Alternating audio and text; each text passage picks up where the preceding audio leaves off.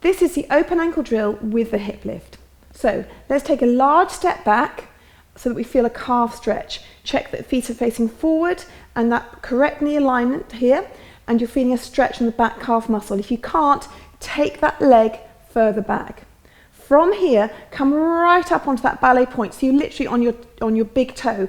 Notice how your weight is compromised, your balance is compromised. This is not your open ankle.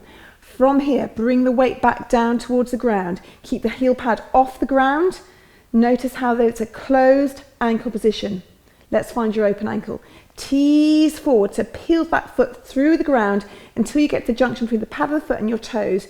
You should be able to feel your big toe, your middle toe and your little toe. Even if that little toe is not on the ground, you should feel stable. This is your open ankle position. Now, from here, we're going to make it even better, more effective. We're going to add the hip lift. So, with your WalkActive global greeting, thumb and little finger extended, thumb goes into your ribs, little finger towards your hip bone. Do this with me. It is not a lean forward. Notice how those 2 points get closer together. It is not an extension back. Notice how the little finger and the thumb get further apart, but it is actually a hip lift, and the hip lift really starts from the back foot. So you really feel how you're lifting up and lengthening. You've got tautness all the way through the leg. You increase the stretch here and the tautness through the leg over the hip flexors, and then you're extending it up as you increase the distance between your hip bone and your ribs. So you increase that tautness, that lengthening, that improvement in your posture, and hold that feeling. You should really feel how the body is long, and hold it for 5 and for 4 and for 3 and for 2 and for 1. Bring the leg in. Well done.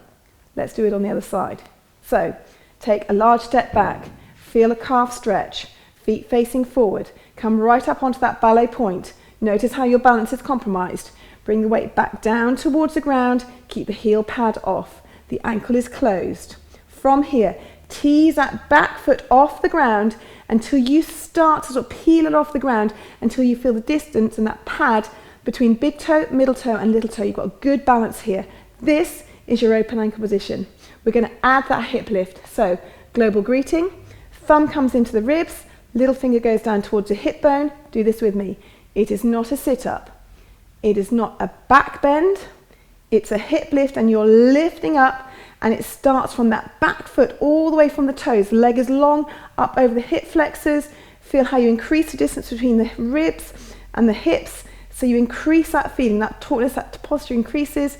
The shoulders are down, and hold that for 5 and 4 and 3 and 2 and 1. Bring the foot in. Well done.